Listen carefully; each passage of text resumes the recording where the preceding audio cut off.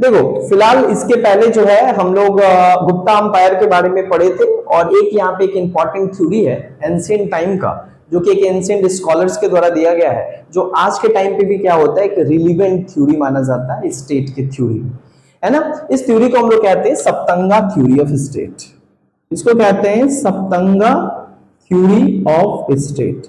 अभी जो सप्तंगा theory of state, ये जो सप्तंगा थ्योरी ऑफ स्टेट जिसको हम लोग कहते हैं, ये एक्चुअली जो है बड़ा ही गजब का थ्योरी है। इस थ्योरी को अगर पढ़ो तो आज के तुम्हारा स्ट्रक्चर, आज भी स्ट्रक्चर जो है स्टेट का समझ में आएगा। कि एक ताकतवर जो देश भी आज ताकतवर हुए हैं, जिस देश को तुम हम लोग देखते हैं, अमेरिका, रसिया, तमाम देश, चाइना, वो जो है ना, इससे तुम कनेक्ट कर पाओगे। सप्तंगा थ्योरी ऑफ स्टेट्स जो है, you will able to connect all the modern state with the seven elements suggested by the ancient politicians and ancient economists of the India, that was the Kautilya, है ना। मतलब ये जो सप्तंगा theory जो है, ये बेसिकली दिया गया कौटिल्य के द्वारा। और हम लोग को तो पता ही है, हमारे इतिहास का एक बहुत ही जाना पहचाना नाम, एक बहुत ही उस शख्स के बारे में हम लोग बात करते हैं जिसने हमारे देश में राजनीति शुरू किया। उस शख्स के बारे में बात करते हैं जिसने एंशिएंट हिस्ट्री का सबसे बड़ा अंपायर का नींव रखा और सबसे खूंखार शासक को जो है खत्म करके, जिस शासक को हम लोग कहते थे धनानंद, और उसी टाइम पे आक्रमण हुआ था भारत के ऊपर, अलेक्जेंडर इन्वेजन, है ना, जहां पे हम लोग देखिए किस तरीके से ग्रीक का जो है हमारे ऊपर अटैक होता है अलेक्जेंडर के द्वारा।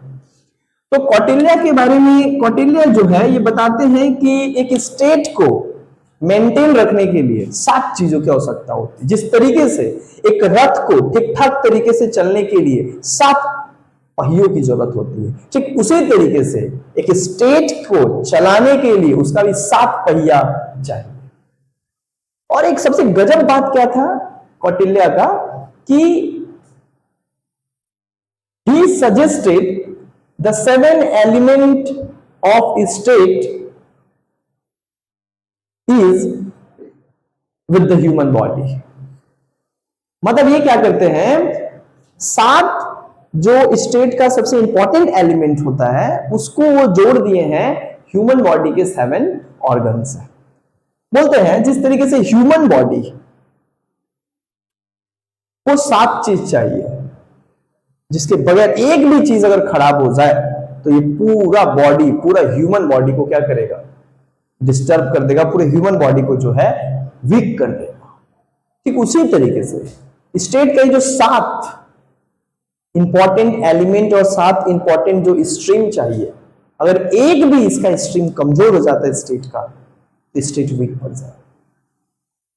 बोलते सातों जब पूरा तरीके से क्या होता है, अच्छे से काम करते हैं, और सातों जब बेहतर होता है, तब जाके एक ताकतवर स्टेट का निर्माण होता है, तब जाके एक स्टेबल स्टेट का निर्माण होता है, एक पावरफुल स्टेट का निर्माण होता है। जिस तरीके से एक ह्यूमन बॉडी तभी स्वस्थ होता है जब उसका सारा ऑर्गन जो है प्रॉपर तरीके से काम करते हैं।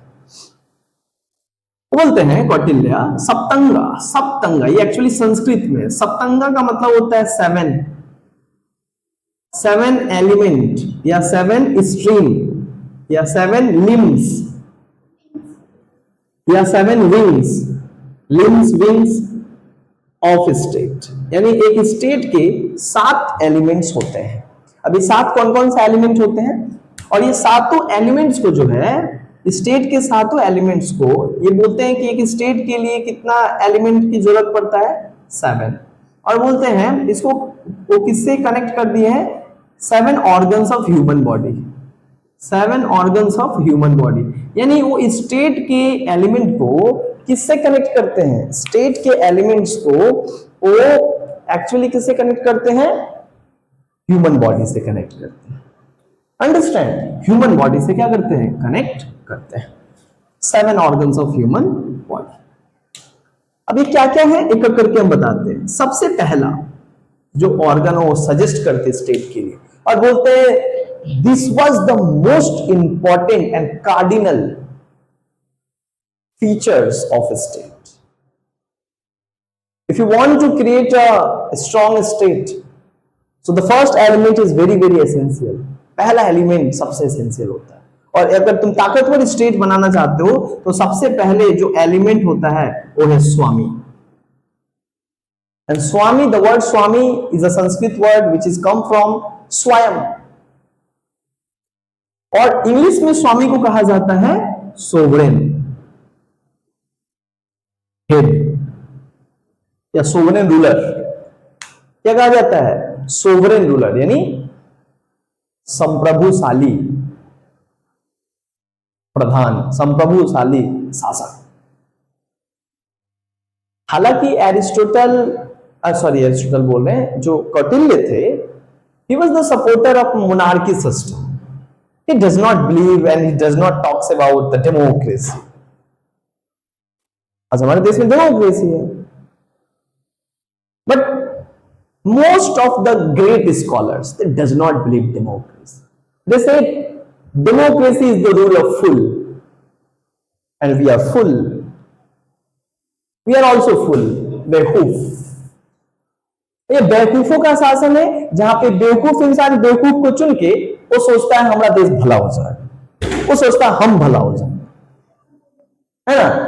और this is the reality of democracy, where educated people and literate people elects illiterate leader and expect from him that he will make a law and he will make a policy which develops us, जो हम लोगों को क्या करेगा? अंबानी बना देगा। Understand? That's why the Aristotle, the father of political science, Plato, the father of political philosophy, and Kautilya does not believe in democracy. The rule of people is actually not the rule of people. He is actually the rule of few. He is actually the rule of powerful people, rule of illiterate people, where literate people elects illiterate leader and expect from him that he will lead our country in a right manner. So वही बात हो गया है ना,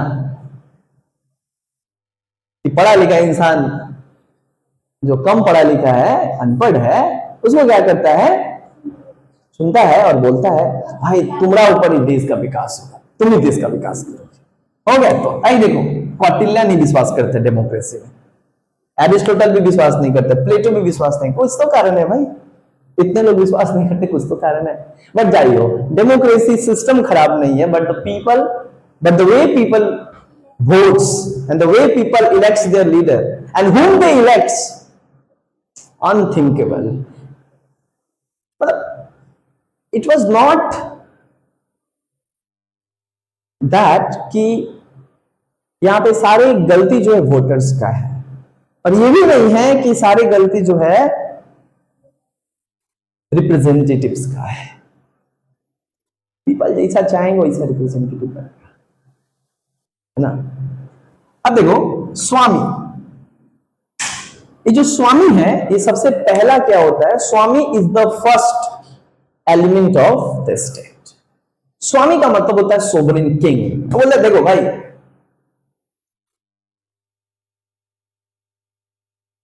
medieval political thought और Europe में जब medieval as start हो रहा था, तो उस टाइम का एक सबसे बड़ा स्कॉलर था जिसका नाम था मेकियावेली।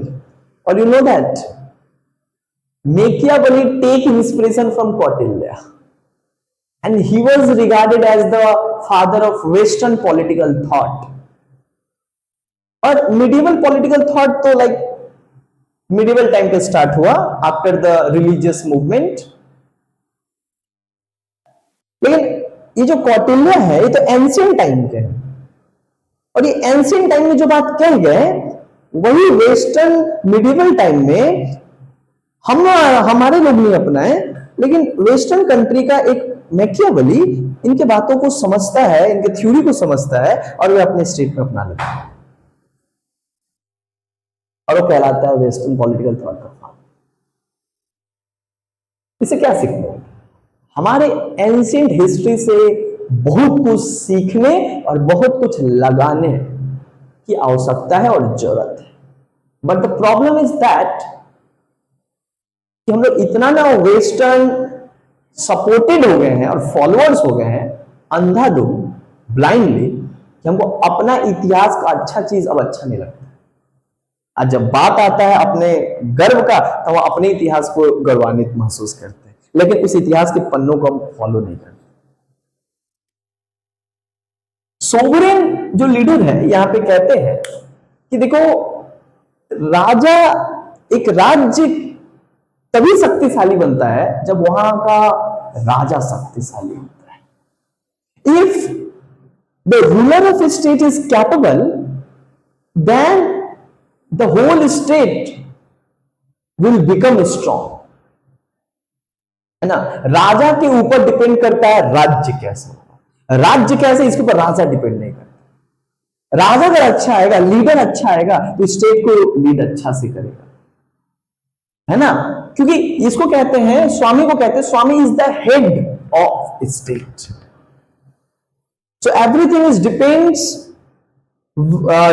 On the head of state, how he lead the state, है ना, in which direction he want to lead the state.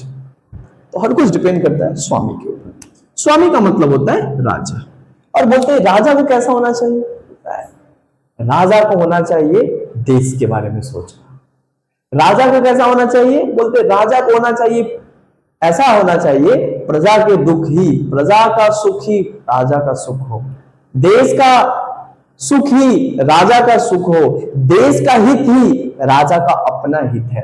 राजा बनने का मतलब होता है you have to sacrifice your own aspiration in order to achieve the national aspirations of a state। खुद का अगर महत्वाकांक्षा है ना, तो तुम क्या करोगे ना, अपना महत्वाकांक्षा के लिए काम करोगे, राज्य और देश के लिए। इसलिए जो नेशनल लीडर होता है, एक ऐसा लीडर होना चाहिए जो अपने महत्वाकांक्षा और अपने आइडियोलॉजी और अपने विजन के लिए नहीं काम करे, देश के विजन के लिए काम करे। देश के हित ही उसकी सर्वोपरि हित होना चाहिए, है ना। उसके लिए देश का हित उसका हित होना चाहिए, देश का दुख उसका दुख होना चाहिए। तो बड़ा अच्छा लगता है जब औरंगजेब पढ़ाएंगे तुम लोग, औरंगजेब एक बात बोलता है, बोला आई एम इलिटरेट, मतलब अनपढ़ है,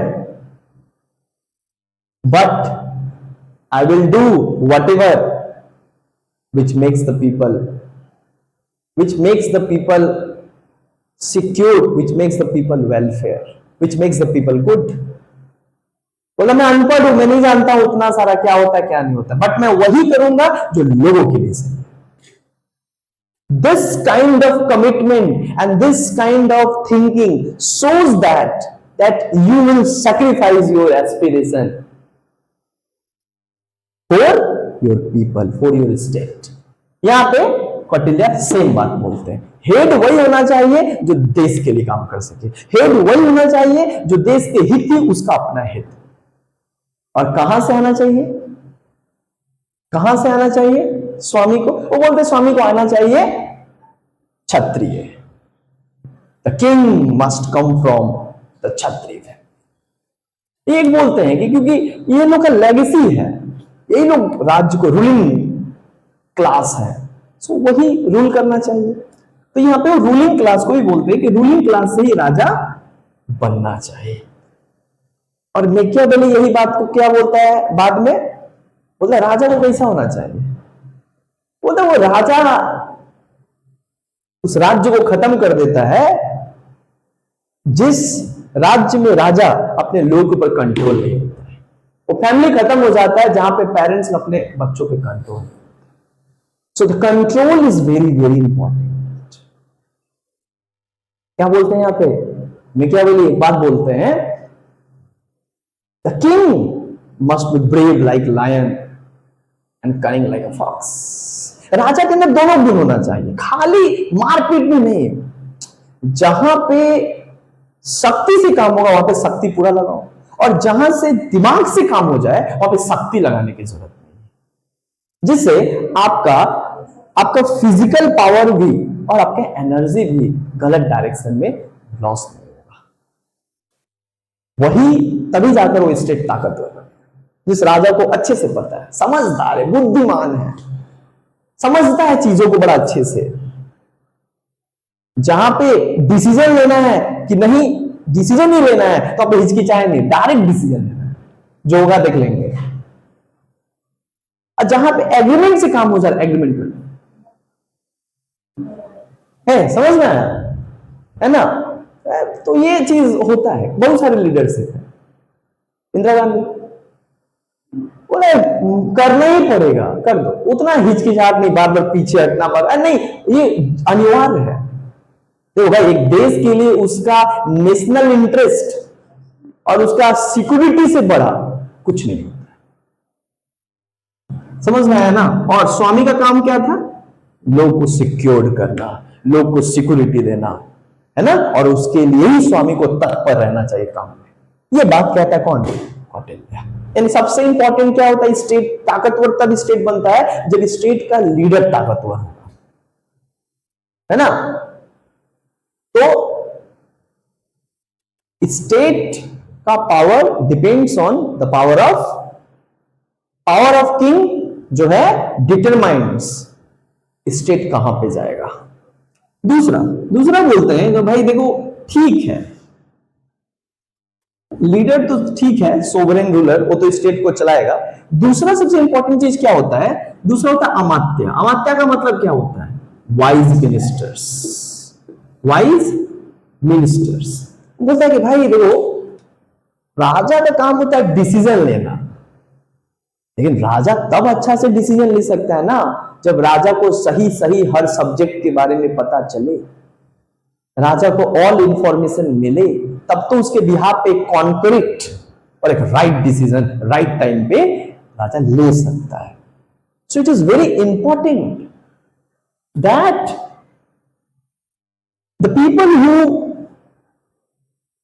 around the king, they should be wise, they should be clever, they should be intelligent, they should be expert in their discipline, in their field. तुमको बनाया गया लॉ मिनिस्टर, कानून का पूरा पकड़ होना चाहिए, पूरा नॉलेज होना चाहिए। तुम बनाया गया शिक्षा मंत्री, पूरा शिक्षा के ऊपर पकड़ होना चाहिए, पूरा शिक्षा में क्या चल रहा है क्या नहीं पूरा पता होना चाहिए। यानी और अमात्य से तो क्या होते हैं? They are the advisors of the king. इनका मेन काम क्या होता है? देश के सभी चीजों के बारे में, देश में क्या चल रहा है, क्या हो रहा है, क्या नहीं हो रहा है, हर घटना को, हर इवेंट को राजा को क्या करे? बताए। हर इंफॉर्मेशन, हर अपडेट राजा को क्या करे? कानों तक पहुंचाए। और राजा अगर कभी क्या होते, कोई चीज पूछते हैं उसका जवाब सही दे। इससे आता है क्लैरिटी, और जब क्लैरिटी आ जाता है तो डिसीजन लेने में आसानी हो जाती है ना? तो अमात्य जो है बोलते बहुत इंपॉर्टेंट रोल निभाते हैं। अमात्य पता क्या होता है? स्वामी तो चलो इसको कंपेयर करते हैं ह्यूमन बॉडी के हेड से, ये ब्रेन होते हैं। Swami is the brain of human being. तो ब्रेन की तरह ही ह्यूमन बीइंग का सबसे इंपॉर्टेंट होता है ब्रेन, जो ह्यूमन बॉडी को चलाता है। उसी तरीके से स्टेट के लिए सबसे इंपॉर्टेंट क्या होता है? स्वामी, जो उसका क्या होता है? ब्रेन होता है, दिमाग होता है। सब कुछ है लेकिन दिमागे नहीं है, तो तुमको वही नहीं है तो फिर रिकॉल कैसे करेगा? आंख कान सब कुछ है, अब दिमाग नहीं है, कोई फायदा नहीं है। और दूसरा क्या है? अमात्य। अच्छा, ये अमात्य को क्या बोलते हैं? अमात्य शुड कम फ्रॉम द ब्राह्मण। अमात्य जो है शुड कम फ्रॉम द ब्राह्मण फैमिली। यानी ब्राह्मण फैमिली से क्या होना चाहिए? अमात्य को आना चाहिए, तेज तराक, बुद्धिमान, राजा को अच्छा असिस्ट कर सके। देखो इसीलिए दुनिया का कोई भी देश में ना, कोई जो लीडर होता है ना, वो अपने आसपास गिने चुने लोगों को क्या करता है? रखता है। हमारा देख लो ना, प्रेजेंट गवर्नमेंट देख लो ना, हमारे देश का अगर स्वामी अभी देखोगे तो प्राइम मिनिस्टर, स्टेट का head prime minister, prime minister के इर्द गिर्द जो होता है उसको हम लोग कहते हैं अमात्य, मिनिस्टर्स, जो उनको सारा एडवाइस देता है, सजेस्ट करता है देश में क्या चल रहा है, कहां पे क्या हो रहा है, सारा इंफॉर्मेशन देता है। हमारा देख लो ना, नेशनल सिक्योरिटी एनएसए बनाएगा अजीत डोभाल, वो खुद इंस्पायर रह चुके हैं, खुद रॉ में काम कर चुके हैं, खुद जाकर जो है पाकिस्तान में 20 सालों तक सर्विस कर चुके हैं, highly experience, highly expert in this field. Defence minister Rajnath Singh, भाई बहुत पढ़े लिखे हैं, defence minister Rajnath Singh. Foreign minister S Jaishankar, highly educated person. इर्द गिर्द जितने भी उनके हैं सब अच्छे अच्छे लोगों को रखे हैं, क्योंकि जरूरत है स्टेट को अच्छे से लीडर को असिस्ट करने के लिए, अच्छे लोग, अच्छे इंटेलिजेंट जो राजा को गाइड कर सके, एडवाइस दे सके। तो हर स्टेट रखता है, गिने चुने लोग को रखता है। एनएसए में जिसको रखे हैं पॉलिटिक्स से नहीं है। Ajit Doval is not politicians at all, S Jaishankar is also not politicians at all. Professionally they does not belongs to politics, they belongs to their discipline, they belongs to their field. उस field में बेहतर किए तो उस field का उनको बना दिया गया मास्टर। ये बहुत इंपॉर्टेंट होता है। ऐसा नहीं होता है कोई है डॉक्टर ओकरा दे काम पुल बनाओ, अबे कैसे बनेगा, तो बना तो दिए, अब वो तो संभाले नहीं पाएगा ना। इसलिए बहुत मैटर करता है अलग अलग फील्ड। इकोनॉमिक्स, अब जो भी हो, निर्मला सीतारमण इकोनॉमिक्स है, इकोनॉमिक्स में पीएचडी है, तो फाइनेंस मिनिस्टर है, वो तो खुद ही कह दी ना, जब कंपेयरिंग हो रहा था तो इतना क्रिटिसाइज किया गया निर्मला सीतारमण को, तो खुद ही कह दी, don't compare me with Manmohan Singh, I will never become Manmohan Singh. खुद बात क्या देती है वो, तो क्या देती है कि हम मनमोहन सिंह जैसा इतना तेज तराक बुद्धिमान इतना नहीं है, बट जितना मेरे पास है हम उससे कर रहे हैं। Accepting is very very important, है ना। जो तुम्हारे पास नहीं है उसको एक्सेप्ट करने में क्या दिक्कत है। हाँ, हम उसके साथ तेज तराक नहीं, दैट्स ऑल। जो मेरे पास जितना बुद्धि है उतना मैं बेस्ट कर रहा हूं।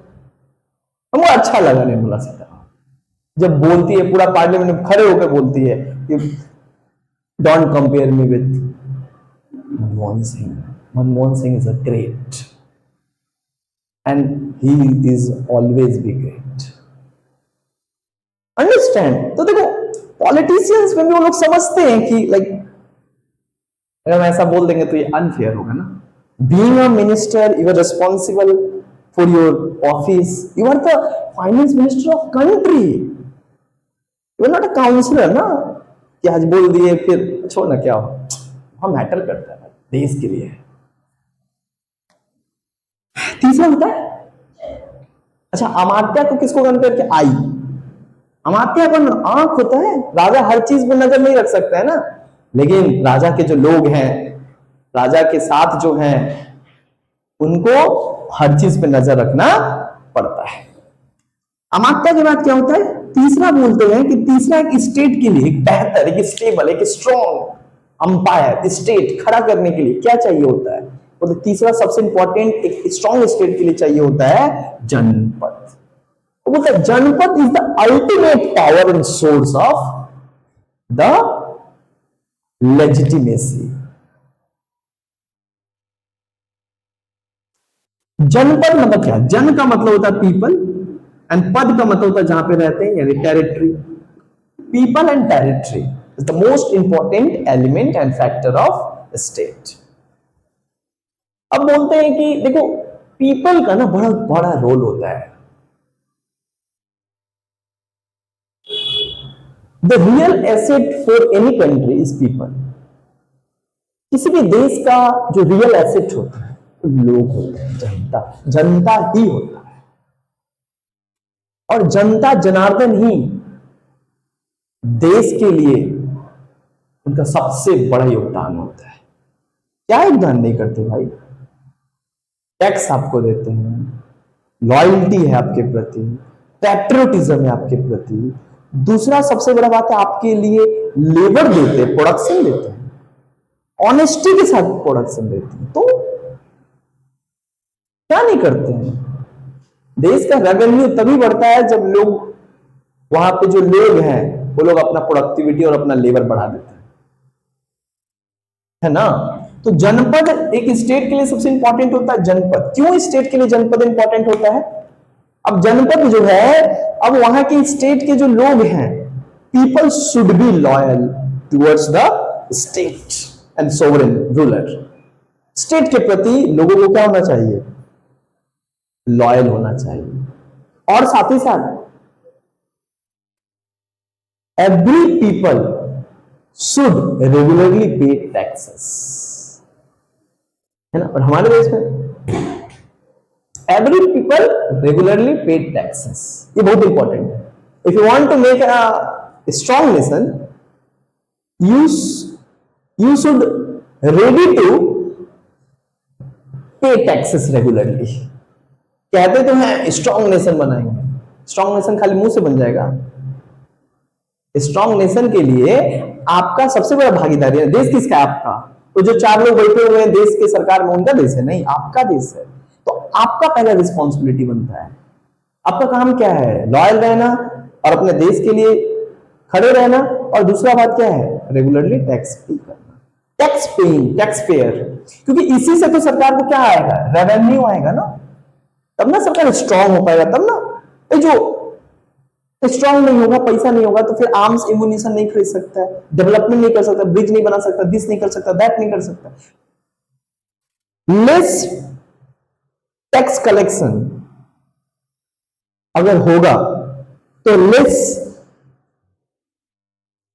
एक्सपेंड, मतलब लेस क्या होगा? स्पेंड भी होगा। कम टैक्स आएगा तो कम काम भी होगा, कम खर्चा भी होगा, कम चीजों पे भी क्या होगा? सरकार पैसा खर्चा कर सकता है। जैसे ऑपरेशन सिंदूर में जब हो रहा था तो बड़ा ही गजब एक मीम्स बन रहा था। जब सारा आर्म्स इम्यूनेशन जा रहा था, अलग अलग जगह से लोग फोटो खींच रहे थे कि लग रहा है पूरा पाकिस्तान उड़ जाएगा। और जब पाकिस्तान को हम लोग मारे और देश के भक्त, देश के लोग का एकदम पूरा एकदम पैट्रियोटिज्म जग गया था, मारो, हर जगह यही हो रहा था, क्या होगा क्या होगा, लग रहा है सब देखना चाहता था कि मारेगा तो मजा आ जाएगा ना। ठीक ठाक न्यूज दिखा रहा था, बात की बात है, लेकिन लोग जानना चाहता था कि भाई पाकिस्तान किसको उड़ा दे। तो हम लोग जब भी होता है तो पाकिस्तान में एक अलग ही पैट्रियोटिज्म आ जाता है कि हमको पता है ना मार देंगे।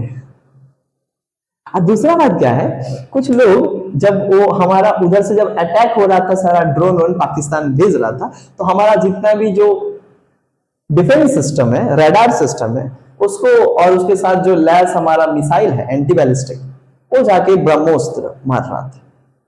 तो लोगों ने पावर दिखाया ब्रह्मोस्त्र, देखो हमारे पास ब्रह्मोस्त्र है। तो वहां पे एक मीम्स बना कि मोदी जी,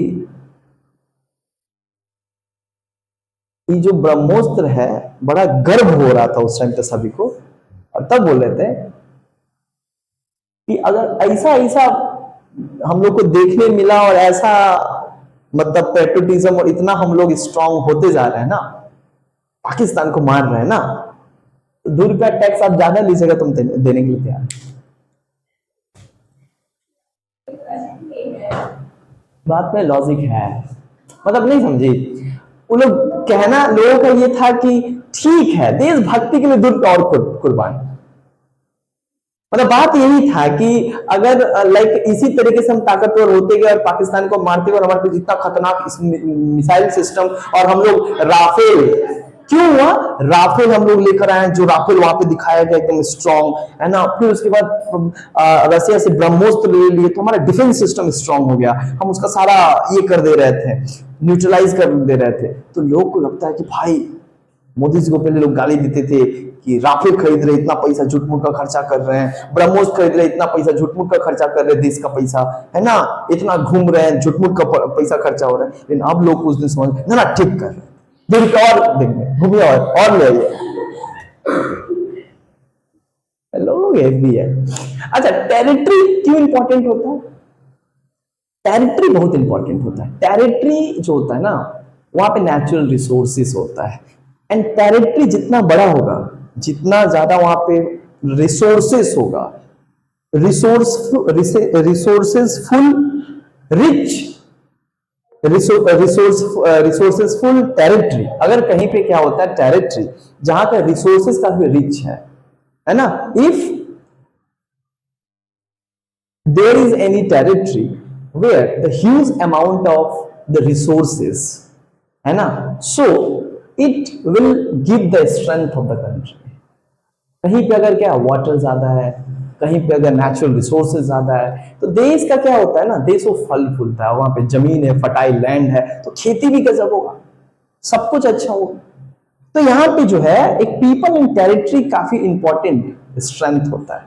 और इनको क्या कहा गया, लोग क्या होते हैं, लोग जो होते हैं स्टेट का सबसे क्या होते हैं, एक तरीके का हम यहाँ पे कह सकते हैं कि स्टेट का सबसे इंपॉर्टेंट बैकबोन होता है। स्टेट का जो बैकबोन होता है वो कौन होता है, लोग, जनता, है ना, जनता। अगर जनता का मोरालिटी क्या हाई है ना, किसी को भी हरा दो, किसी को।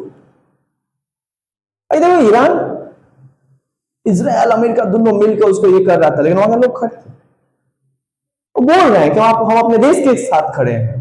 इतना कुछ हो गया, ईरान के लोग में ढूक के मार दिया गया वहां के लीडर को, सुप्रीम लीडर को, लेकिन फिर भी ईरान के लोग खड़े थे, हम आपके साथ। तो जब देश के लोग किसी सरकार के साथ खड़ा रहता है ना, तो कोई भी आगे पावर हो, लोग का कॉन्फिडेंस इतना ज्यादा रहता है कि कोई दिक्कत नहीं, हम खड़े हैं, मर भी जाएंगे तो कोई। तब वहां पे लोग ना सरकार को गाली नहीं देते हैं, सरकार के कंधों में कंधों मिला के चलते।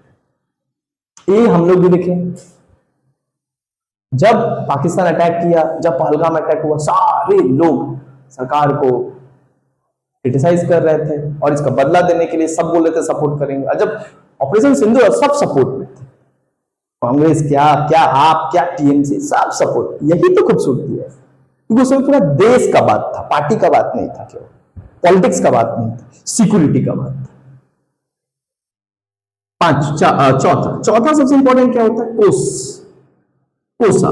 मतलब चौथा सबसे इंपॉर्टेंट एक एलिमेंट क्या होता है स्टेट के लिए, वो होता है कोसा। कोसा का मतलब क्या होता है, कोसा का मतलब होता है टेरिटरी। टेरिटरी, जिस स्टेट के पास जितना ज्यादा धन होगा, जितना ज्यादा एसेट होगा, जितना ज्यादा पैसा होगा, वो देश उतना ज्यादा स्ट्रांग बनेगा। कैसे स्ट्रांग बनेगा, वो स्टेट उतना ज्यादा इंफ्रास्ट्रक्चर पे खर्चा कर सकता है, वो स्टेट उतना अच्छा डिफेंस सिस्टम बना सकता है, वो स्टेट उतना अच्छा अपना क्या कर सकता है, एजुकेशन, हर चीज पे खर्चा कर सकता है। यानी जिस स्टेट के पास ज्यादा पैसा होगा, वही ना राफेल जैसा खरीद सकता, ताकतवर मिसाइल खरीद सकता है दूसरा देश से, और अपने देश को सिक्योर बना सकता है। तो टेरिटरी बहुत इंपॉर्टेंट होता है। कोस, और कोस यानी जो टैक्स पेयर का जो पैसा है, उसको देश की सुरक्षा, देश के इंटरेस्ट पे खर्चा होना चाहिए। और कोस सबसे इंपॉर्टेंट, जिस देश के पास जितना ज्यादा कोस, उतना ज्यादा स्ट्रॉन्ग, उतना ज्यादा ताकतवर। इसको कहा गया kosh is the life line of state. No one state will survive without wealth. If one state does not have the enough wealth, the state cannot buy the latest arms and ammunitions, है ना, ताकतवर नहीं खरीद सकता है। 5, कोसा के बाद दुर्ग, फोर्टिफिकेशन। बोला गया 5वां सबसे इंपॉर्टेंट चीज होता है स्टेट के लिए, दुर्ग।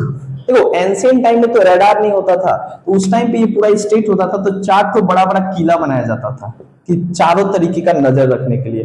वहां पे एक इंसान को बिठा दिया जाता था और एक टेलीस्कोप दे दिया जाता था, और वो वहां पे ऊंचा पे बैठ के क्या करता था, देखते रहता था कि एक्चुअली क्या है, कोई आ तो नहीं रहा, वहां से कोई विदेशी आक्रमण तो नहीं हो रहा है।